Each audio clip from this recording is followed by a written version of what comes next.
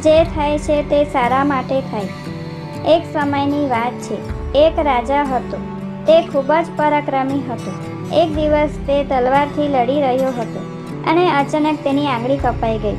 તો નજીકમાં ઊભેલા મંત્રીએ અચાનક કહ્યું, મહારાજ, ચિંતા ન કરશો, જે થાય છે તે સારા માટે થાય છે.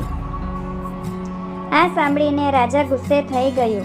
રાજાએ તે મંત્રીને જેલમાં બંધ કરવાનો આદેશ આપ્યો છે અને કહે છે કે તેને ફાંસી આપવામાં આવે.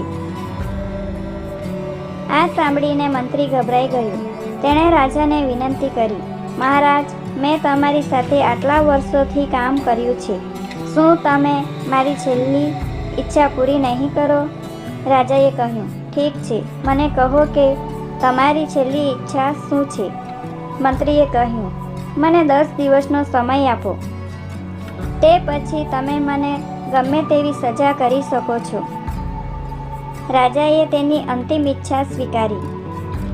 રાજા બીજા દિવસે તેના સૈનિકો સાથે જંગલમાં શિકાર કરવા ગયો. જંગલની મધ્યમાં રાજા તેના સૈનિકોથી અલગ થઈ ગયો અને તેનો માર્ગ ખોવાઈ ગયો. રસ્તો શોધતા શોધતા રાજા વનવાસીઓની વચ્ચે પહોંચી ગયા, જેઓ બલિદાન આપવા માટે કોઈને શોધતા હતા. વનવાસીઓએ રાજાને પકડી લીધો અને તેને જંગલની દેવીને અર્પણ કરવા લઈ ગયા. યજ્ઞની તમામ તૈયારીઓ પૂર્ણ થઈ ગઈ હતી. રાજાને યજ્ઞના સ્થળે લઈ જવામાં આવતા જ ત્યાં ઊભેલા વૃદ્ધે રાજાની તૂટેલી આંગળી જોઈ. તેમણે કહ્યું કે તેઓ ખંડિત છે, તેઓને બલિદાન આપી શકાય નહીં. તેથી વનવાસીઓએ રાજાને છોડી દીધો. રાજા કોઈક રીતે ત્યાંથી નીકળીને પોતાના રાજ્યમાં પહોંચી ગયો.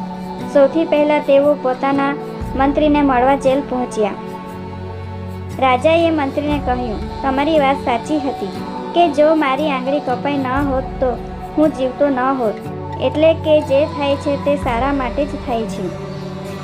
રાજાએ ફરીથી પૂછ્યું, તે મારા માટે ફાયદાકારક હતું, પરંતુ તે તમારા માટે કેવી રીતે ફાયદાકારક હતું?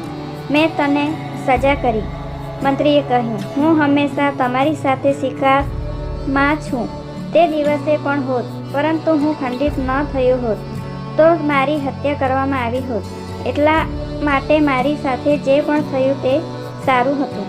નાનકડી બાબતમાં મંત્રીને સજા કરવાથી રાજા ખુશ તો થયો પણ દુઃખી પણ થયો. એટલા માટે રાજાએ મંત્રીને જેલમાંથી બહાર કાઢ્યો અને ફરીથી પોતાની પાસે રાખ્યો. બોધપાઠ. દોસ્તો, આ વાર્તા પરથી આપણને શીખ મળે છે કે આપણા જીવનમાં પણ ઘણા ઉતાર ચઢાવ આવે છે. કેટલીક વસ્તુઓ ઈચ્છા પ્રમાણે થતી નથી. આના કારણે ક્યારેય નિરાશ ન થવું જોઈએ. હંમેશા યાદ રાખો કે જે પણ થાય છે તે સારા માટે થાય છે. ભલે કંઈક સારું હોય કે ન હોય, પરંતુ તે પરિસ્થિતિને પ્રત્યે સકારાત્મક વલણ રાખવાથી તેની અસર ઘણી ઓછી થઈ જાય છે.